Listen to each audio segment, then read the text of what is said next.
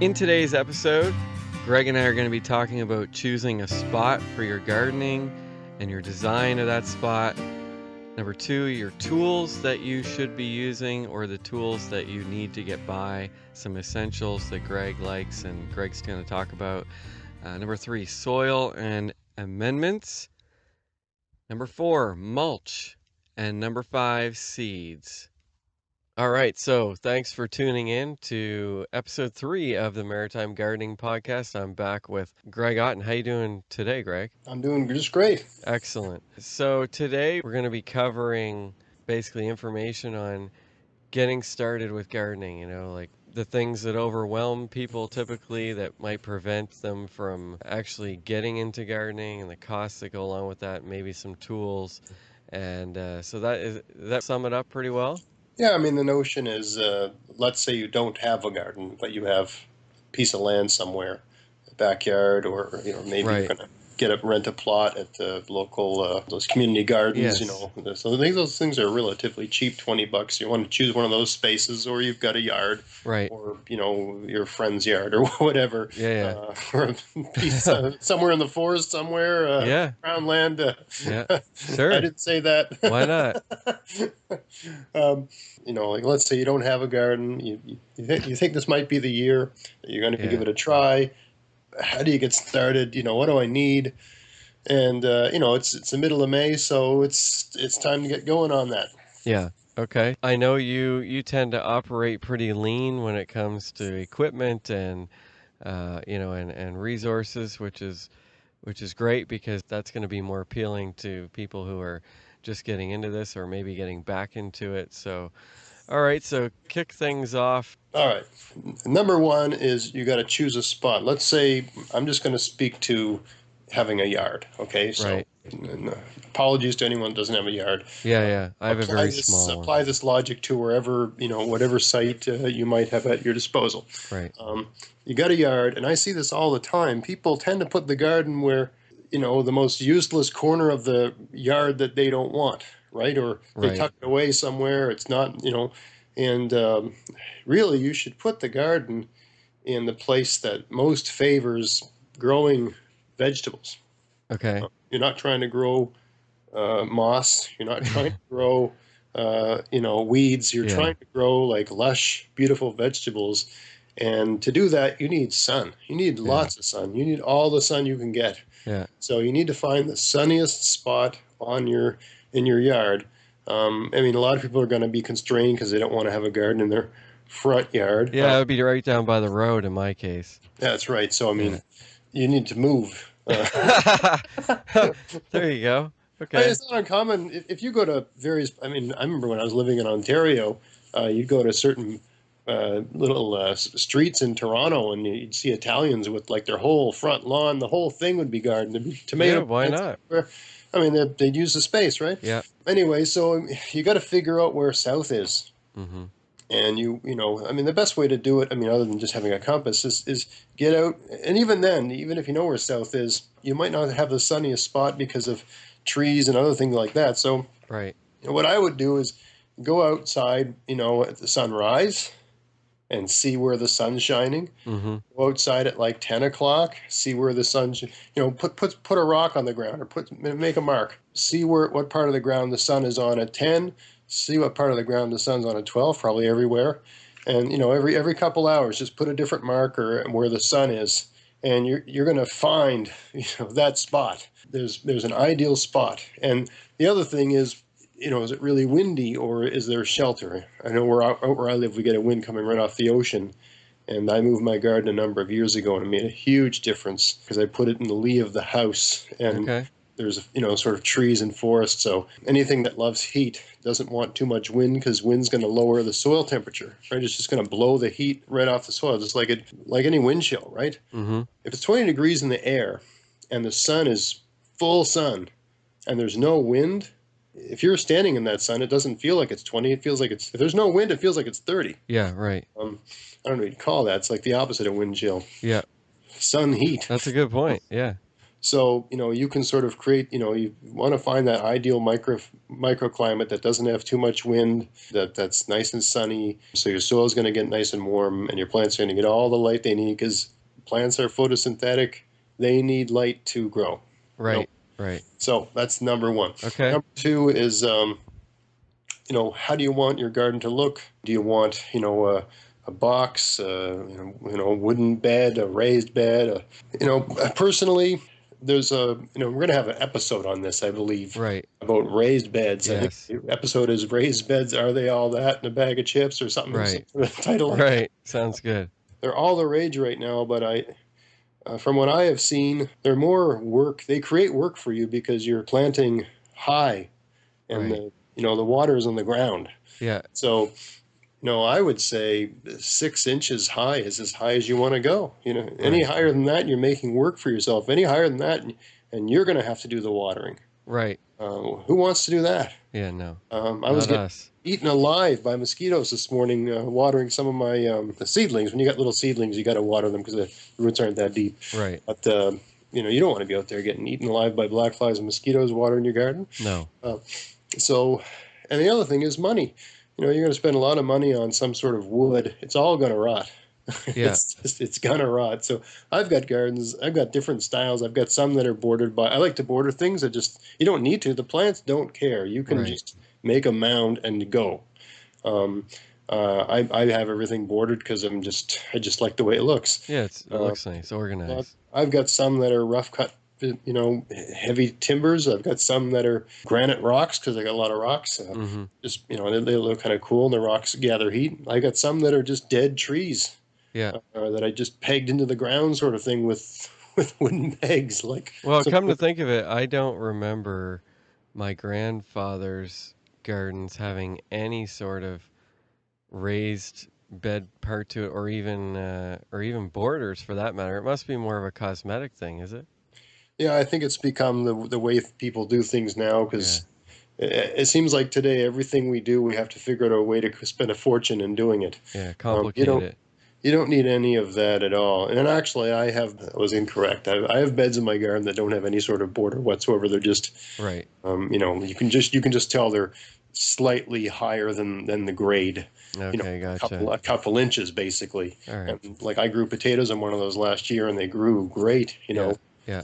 So yeah, just figure out a design, and that's another thing, if you're making a bed, you can't make it, in my opinion, if you're going to make some sort of bed, it should be, you don't want to be walking on your soil. So Right. make a bed that you can reach across. If you can get at it from both sides, then it should be 4 feet wide because you can Mhm. reach about 2 feet comfortably. Most people, Yeah. I can reach a bit longer. I'm really tall, but even then, 2 is more. I'm less likely to pull a muscle in my back. Right. So 2 feet wide and 10 or 12 feet long seems to be a maximum for me because any wider than that, it's kind of a pain to go and walk around. Yeah. Yeah. And if you're planting, if you're trying to organize, I'm going to plant this here and that there. Well, a 4x10 or 4x12 bed of anything is a hell of a lot of that. Yeah. A 4x10 bed of carrots is a lot of carrots. That's true. You Yeah. know, that's like Yeah. a year's worth of. That's a lot of carrots. Yeah. So yeah, think about those dimensions. If the bed's going up against a fence or a wall or something like that, then you're only going to want it 2 feet from 2 feet deep, Right. because you can only reach, or maybe 2.5 feet at most, because you can only reach so far, right? Mm-hmm. Yeah. And you don't want to be walking on your soil because that'll push it down and compact it. And you really never want to be walking on the soil that your plants are growing on. Mm. Always stay off of that. Right.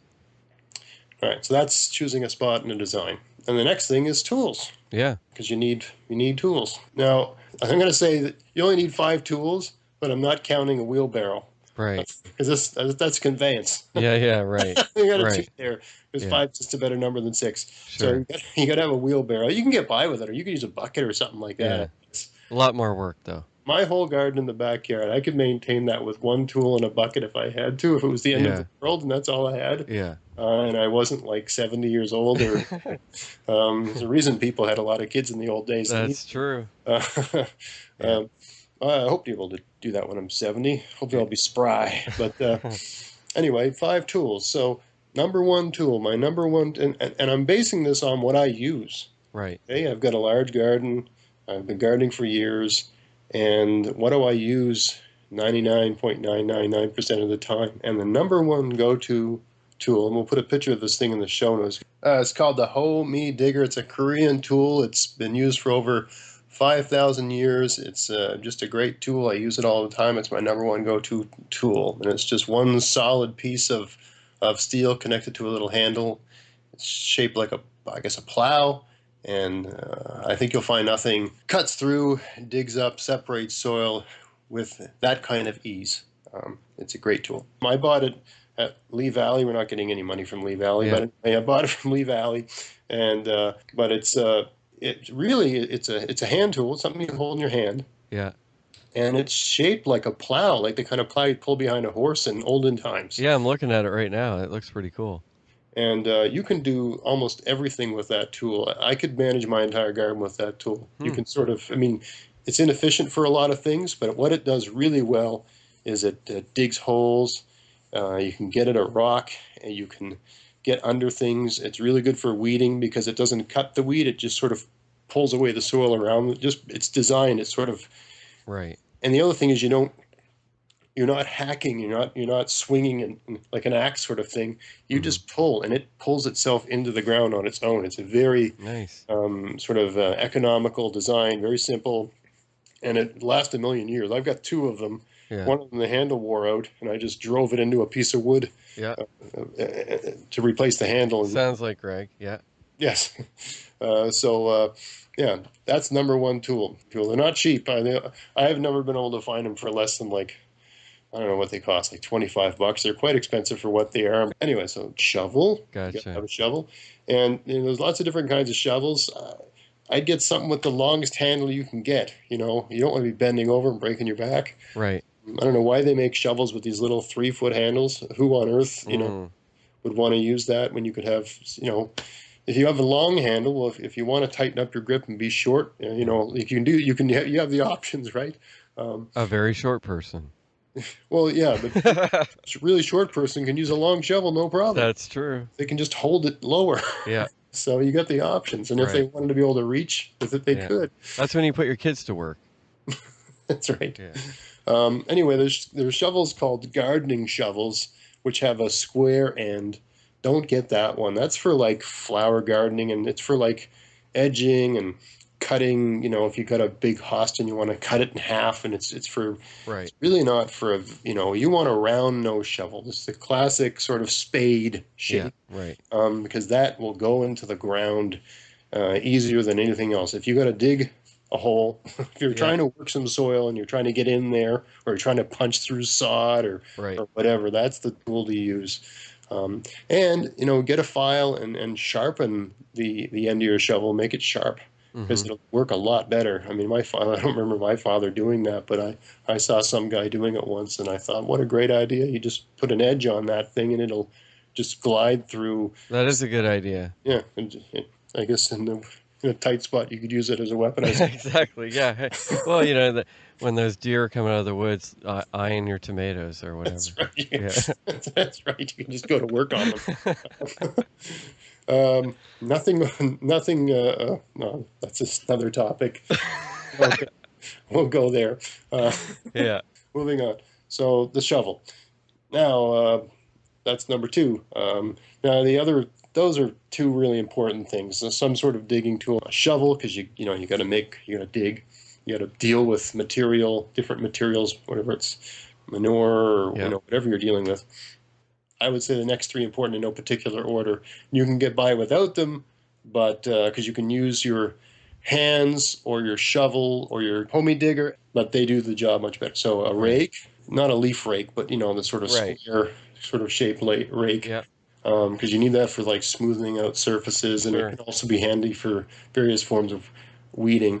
Sure. A pitchfork is really handy for dealing with mulch and compost and stuff like that. A lot of times your shovel won't go into those things because it's got all this fibrous material, and the shovel just won't go in. Right. Or as a pitchfork. And when I say a pitchfork, I mean the kind with the sort of skinny, long tines. Some Okay. pitchforks have these big, fat, forky looking things. Oh, okay. Yeah, I think that's the kind that I have. Yeah, they don't dig in very well. You want these No. big, long, the kind you'd use for hay. It's like a Yeah. long tines. Those will Okay. go into. Those are you can tell if you're shoveling manure or hay or mulch. That's the one tool that will not wear your back out because you don't Mm. have to like sort of Yeah, yeah. drive it in there. It just goes in, no problem. Okay. And get one again. I've got one with a short handle and I hate it. I had one with a long handle. I lost it. Get one with the longest handle you can find. Okay. So just make that job easier. Nice. Um, a pitchfork, a rake, and a pickaxe. Okay. If you're trying to, get a garden going and you're using your existing soil, which I recommend because it's free, you're going to have to get in there and break it up and get sort of started. Right. So a pickaxe is the tool for that. That'll Okay. go through anything. Yeah. Pickaxe will just destroy everything in it, and Yeah. you can use it for prying out rocks. Yeah, It's yeah. prior, it's just a handy thing. Um, so those are the 5 gardening tools, notwithstanding the wheelbarrow. Right. 2 other tools you need, but they're not gardening tools; they're just general purpose tools, and that would be a knife Mm-hmm. and an axe. I find because an axe is also a mallet, because sometimes you need pegs and Right. you need stakes and stakes and pegs. And tying things up, trellises, strings.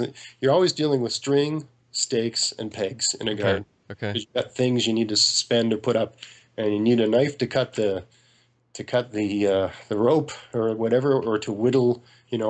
If you're not going to buy pegs, if you're not going to buy stakes, which I don't, I just use. If a neighbor throws away some long sticks, there I got them. you know, Yeah. Yeah. or if there's a tree that looks like it's got the right shape, well, I'm going to take it. Yeah. Uh, I'll just fashion it in the shape I want. Or Sure. you can use your action knife for that. They're really handy like that. You can save a lot of money in Sure. using those things. Yeah. So that's the minimum. If you wanted to start off with just like one bed and you wanted to keep it simple and keep costs low and you wanted to have one tool, the homey digger and a bucket, you could totally do it with just those 2 tools. The minimalist gardener. Yes, the Yeah. minimalist guy. Well, if you're trying it out, maybe Sure. you want to be able to don't go all the way in, all in sort of thing. Right. Maybe you Right. want to change your mind.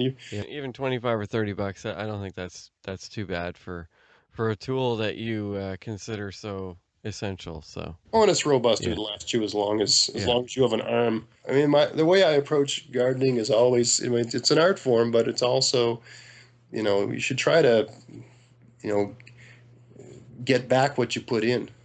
So Right. don't go overboard just buying all kinds of stuff. Try to have a garden that gives you as much, at least in year one, as much food value as what you spent putting it together. Mm-hmm.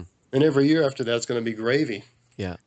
Um, Not to talk like a business guy, you need a net gain in your. But really, that's the is sort of my ultimate goal every year is to get more out than I put, more back than I put Right. in.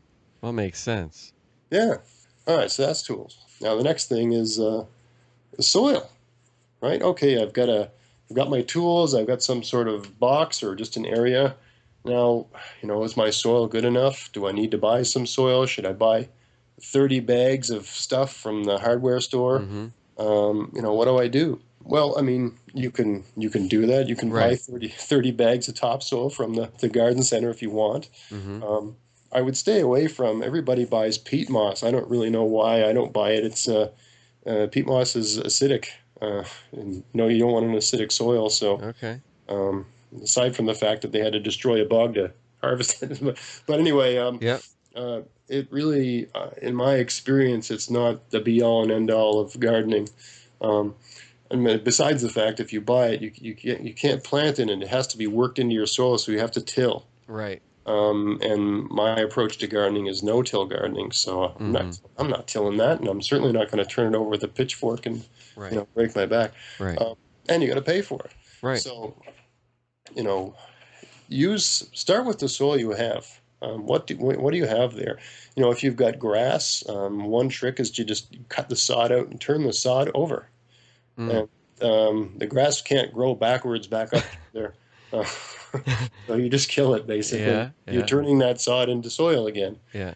So you've turned your. Let's say, let's just pretend you made a little box. You got some 2x6, and you made a 4x10 box, and because you want a box, Yeah. and so you can turn the sod over. Another trick thing you could do instead of turning the sod over is just put newspaper down, about 3 or 4 layers of newspaper over the grass, and then put some sort of soil in there. You could get, you know, if you have a vehicle or pay for delivery, a cubic yard of soil. You can usually get that for well, actually, that size garden, probably half a cubic yard. Some places will sell it to you for $20. Okay. You don't want to buy what they call topsoil. You want to buy gardening soil. Topsoil's got a lot of clay and a lot of sand in it. It's really not. Oh. Um, what they call topsoil is not what you know a horticulturalist might call topsoil. Why would they put sand and clay in it?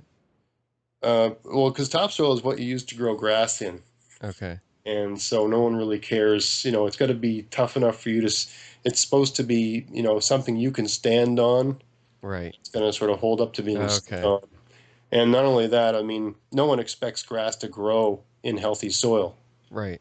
Grass is grown in soil that's just treated with every goddamn thing in the world. Yeah. You got to put this fertilizer on at this time of year and that fertilizer on at that time of year, and you got to lime Yeah. it. You got to Yeah. do this. Yeah. So it's not really a self-sustaining system anyway. It's just so people don't really care so much about that. And grass is, you have a different goal for the thing you're growing when you're growing grass. Okay.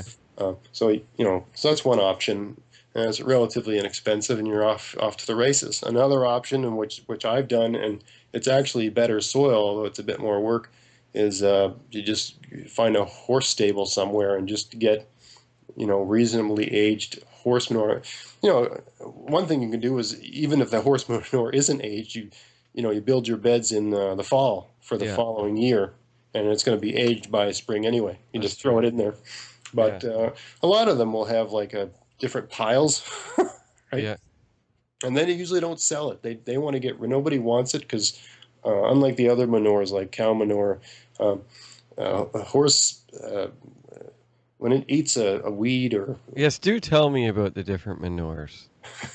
you have to understand this. Yeah. Uh, Weed seeds will survive a horse. Huh. Okay, they go right through, and most weed seeds, they're not broken down or ruined. They may even be improved by going through a horse. Man, those weeds. A cow or a chicken or sheep, I believe, a seed goes through them. It's not a seed anymore when it comes out. Hmm. It's done. The heat or whatever, I don't know what they do in there, but it's different than a horse must just go right through real quick. Yeah, yeah.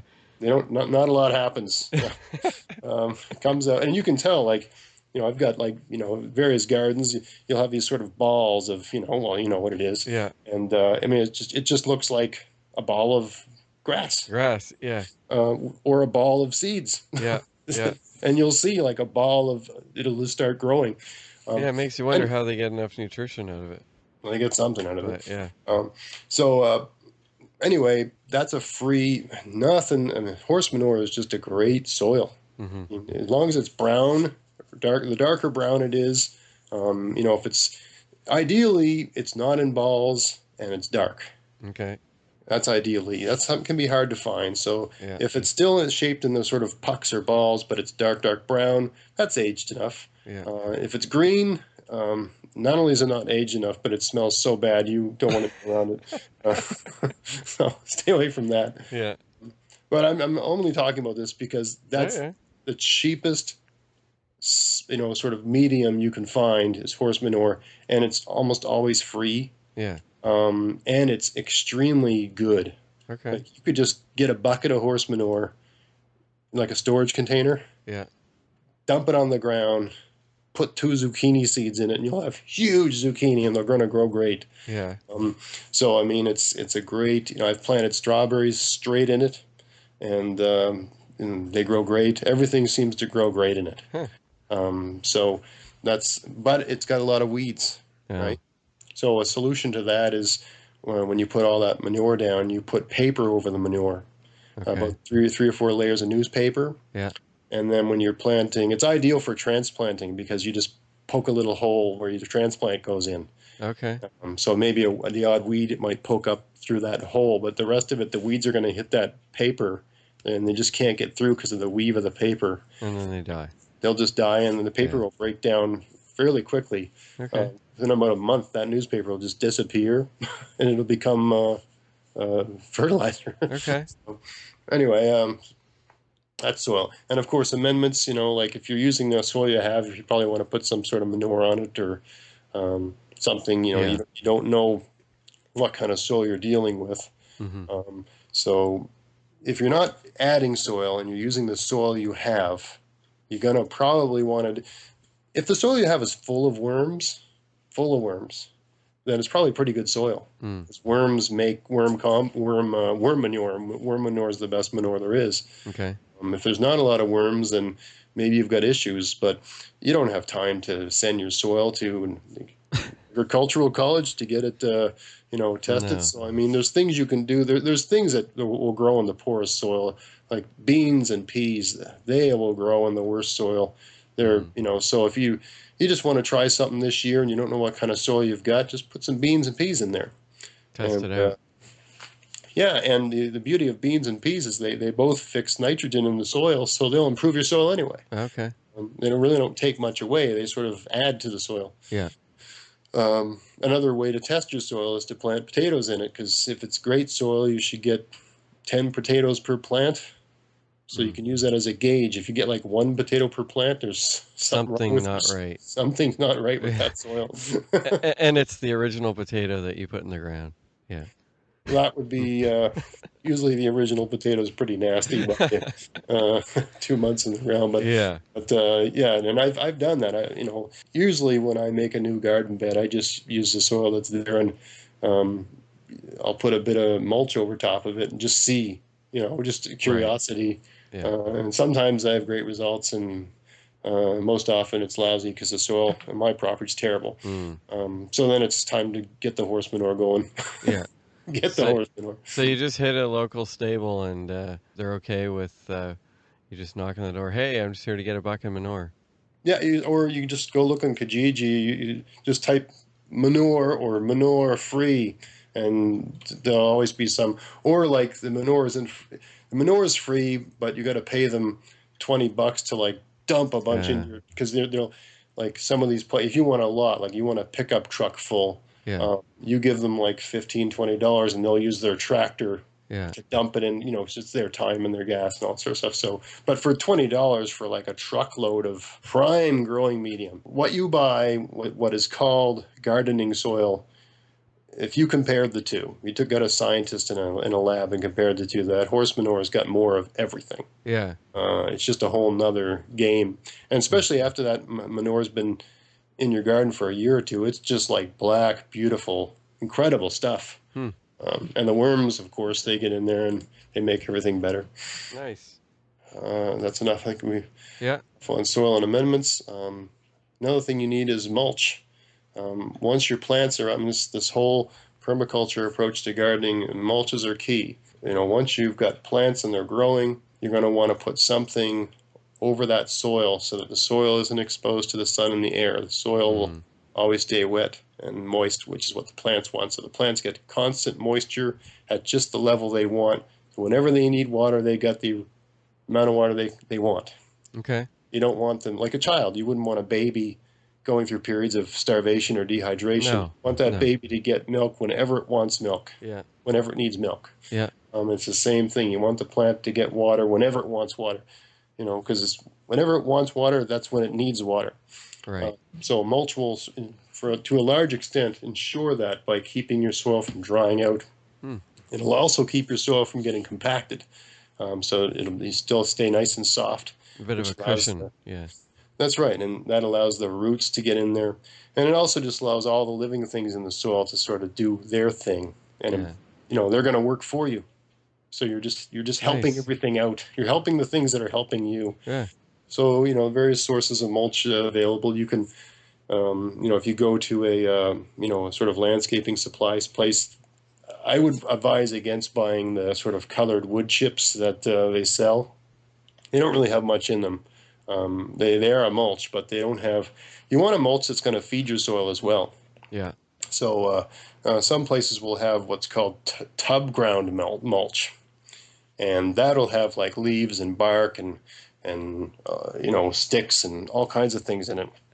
So that's great stuff because it's Mm-hmm. going to break down and actually feed. It's going to have almost like an effect like every time it rains, there's going to be compost tea coming through it into your soil. So a Yeah. tub ground mulch is great if you want to spend. If you want to spend money, tub ground mulch is probably the best mulch to buy. Okay. Good to If you know. don't want to spend money, go back to your horse manure. There's usually hay everywhere. Right. Usually they throw away the old bedding hay and stuff like that.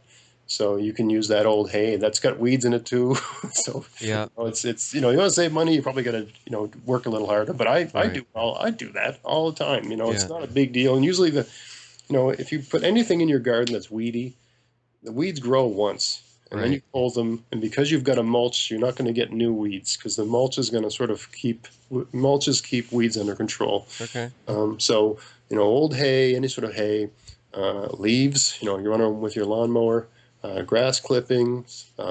If there's anyone in your neighborhood getting their trees serviced by some sort of arborist, they often chip their Chip it trees up. up. Yeah. So that's the stuff you want. If they're like firing branches with leaves and bark and everything into that wood chipper, well, that's not just wood chips. That's all that green material from the tree Right. as well.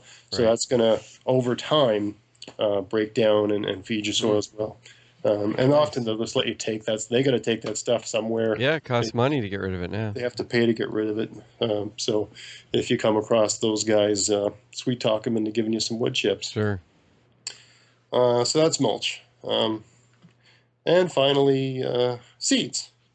Right? Yeah. You gotta plant something, and if you're just starting out, you're gonna go to the garden center, and there's gonna be a million seeds. Yeah. And I mean, you got to bear in mind that you've got a small garden. If you're just starting out, you're not going to make a huge garden. You're going to make a bed or two and see how it goes. And if you're anything like me, you'll just keep adding beds every year. But you're going to start small. There's only so much you can put in a 4 by 10 space. So I mean, get two or three things, but buy the things that you like to eat. A really easy thing to plant is strawberries. I can't think of a better bang for your buck. You stick those in the ground, they're going to keep coming back year after year. You don't have to do anything. You plant strawberries, you plant them, you put some mulch down, you walk away, and just let them do their thing. And Yeah. then, if you get the ever-bearing kind, like Seascape is a nice variety, it's going to give you strawberries all summer long, and then a huge crop in the fall. So is it, if someone misses planting these things in the month of May, is it too late to do it later, or you just do it when you can? You probably won't be able to find them to buy. Okay. The garden centers sell them, and then once they're out, they're out. Mm. Because usually they're bare roots, so I mean they've got they need to get in the ground. Right. A couple places I go, they started selling strawberries a week or two ago, Okay. so you could have put them in the ground a week or two ago. Yeah. But they're around right now, strawberries. They're pretty cheap, $10, and you'll get like a lot of strawberries. $10 will fill a 4 by 10 gardening space, Hmm. no problemo. Hmm. And they'll procreate, and there'll be more strawberries. Strawberries just propagate themselves. One plant in a season will become 4 plants if you let it, Okay. uh, or something like that. It'll at Yeah. least become 2 or 3 plants. Yeah. But usually it's more than that. They become 4 or 5. They just go. So there's a whole science to that. But and plant what you like to eat. If you like kale, plant kale. If you're really inexperienced and you want to have success, plant stuff that's easy, like beans and peas. Plant some potatoes can be easy. Plant stuff that's you're going to have success with. Right. You don't want your garden to be a dismal failure. No. No. Um, and beans and peas, I mean, beans, if you look at in the grocery store, they're not cheap. No. Green beans. No. So, and the same with like fresh peas. And I would recommend snap peas, not what's it called? Don't buy snow peas. Okay. They don't seem to, they get woody quicker. Okay. Snap peas, those are the fat ones. Okay. They just taste better. They're more watery. They're Yeah. just nicer to eat. They seem to, you don't have to pick them.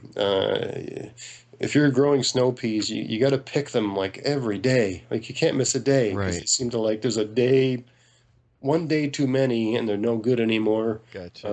And they're not as bad as I'm making out. They're just snap peas are so much better than Yeah. snow peas.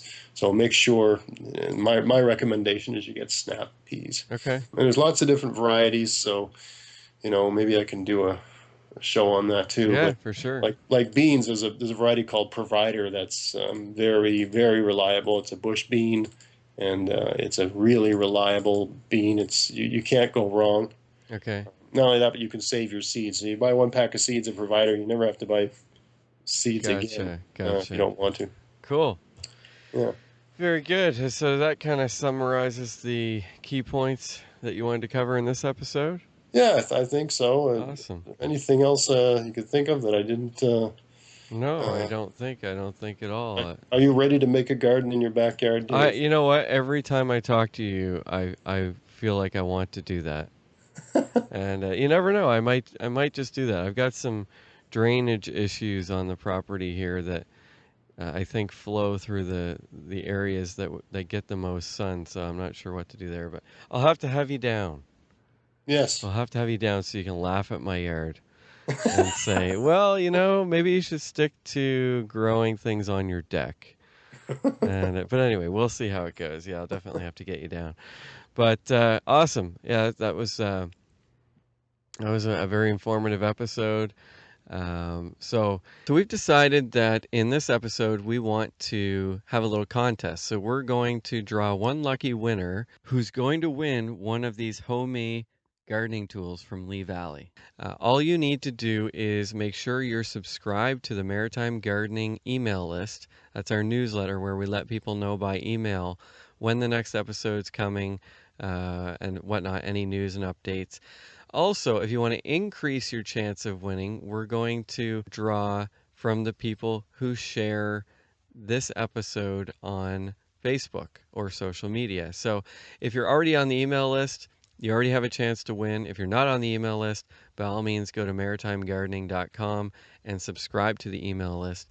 And if you want to increase your chances even more of winning this great gardening tool that we featured on the episode today, go to our Maritime Gardening Facebook fan page, and you can share our episode graphic and update there, and that will increase your chances. Just let us know that you've done so, and you'll have multiple chances to win. So hope you're a lucky winner, and that's our first contest of the show.